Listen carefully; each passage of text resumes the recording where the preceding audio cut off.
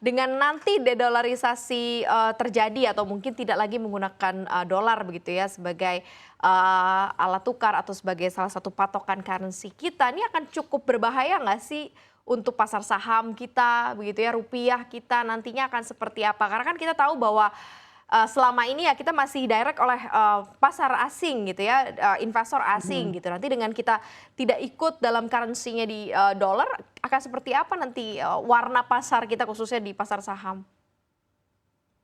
Oke, ya pertama-tama I believe pelaku pasar, sekarang nih kayaknya udah pada pinter-pinter gitu. Jadi selainnya cuma memperhatikan emiten aja mereka udah mulai, pantau makroekonomi ya.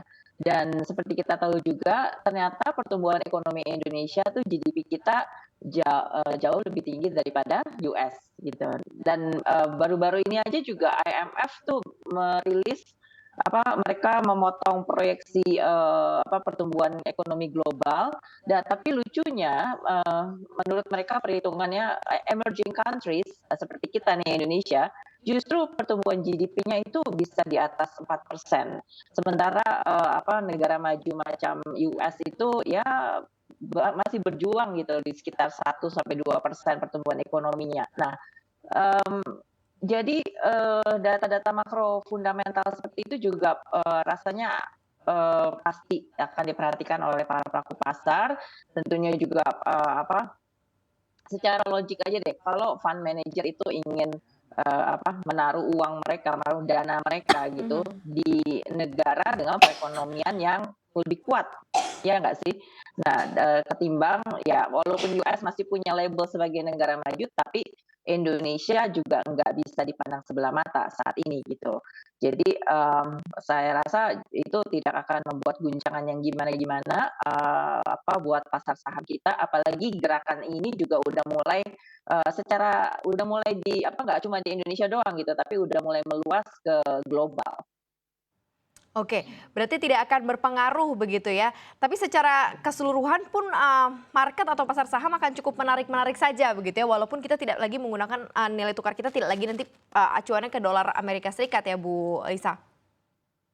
Eee, Tidak serta-merta US dollar akan ditinggalkan karena, cadangan devisa 60% itu, cadangan devisa global itu masih dalam, US dollar ya kan. Jadi, sedikit ya pasti nggak akan serta-merta langsung ditinggalkan gitu. Mmm tapi ya intinya adalah, dunia saat ini melihat AS sebagai negara yang rentan dengan resesi gitu ya. Jadi, padahal mungkin tidak demikian keadaannya dengan negara-negara lain seperti kita gitu, seperti, yang pertumbuhan ekonominya itu sebenarnya fine-fine aja seperti tadi di awal kalian bilang gitu. Jadi, bahasa gaulnya itu mungkin ya kalau resesi nggak usah ngajak-ngajak gitu. Jadi kita tuh mengadakan perjanjian bilateral dengan kebetulan nih negara-negara Asia yang tadi disebutin dalam LCAS Mhm. itu adalah, konsumen utama dari pasar Indonesia, dari Ya, ya. emiten-emiten kita yang kaya komoditi. Jadi kalau misalkan, eee, ini aja deh, pasar batu bara kita, nah itu tuh kita lebih banyak ke Asia, kayak ke China, Mhm. India, Jepang, memang memang ke sana pasarnya gitu. Jadi ngapain pakai US dollar, kita deal aja sendiri pakai mata uang, lokal kita sendiri gitu. Oke, oke. Ini cukup menarik nih, sangat-sangat menarik ya. Saya akan coba perdalam nih ke Mhm. Mbak Esa ya. Kalau kita lihat kan banyak negara memang yang perlahan-lahan justru sekarang memilih dan menggunakan yuan atau mata uang China untuk perdagangan internasional. Misalnya selain ada Brazil, China juga tengah merayu Arab Saudi saat ini menggunakan mata uang yuan untuk beli minyak gitu ya. Berarti kan rata-rata sudah pada pilih yuan begitu ya. China sebagai negara nomor 2 sebenarnya terbesar ya ekonominya ya. Ini seperti apa sih dolar ditinggalkan dan menggunakan yuan? Apakah memang secara ekonomi China better dan US gitu ya dari sisi stability atau seperti apa Mbak Esa?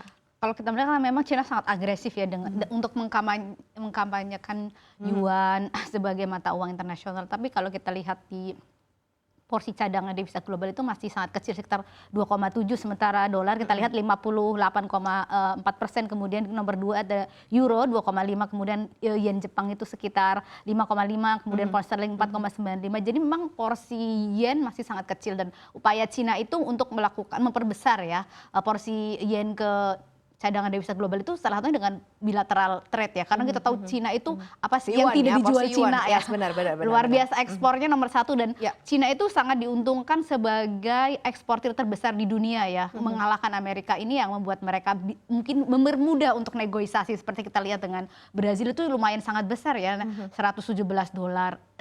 Artinya akan ada permintaan dolar berkurang segitu besar. Kemudian juga mereka sedang dengan Arab sekitar 10 miliar dolar. Kemudian dengan negara lain, dengan Indonesia pun sebenarnya sudah mulai, walaupun agak berat nih, masih agak sedikit-sedikit. Tapi saya rasa kalau kemudian Cina sangat aktif dan kemudian negara-negara lain menggunakan yuan, banyak negara lain juga akan mengikuti ya mereka, dan itu akan membuat menambah porsi dari yuan, walaupun sebenarnya masih sangat kecil. Ya, Tapi kan ya. kalau kita melihat Cina sangat agresif, kemudian akan besar, mungkin menambah, mungkin tidak langsung nomor 2 atau 3, tapi mungkin naik sedikit seperti itu. Oke.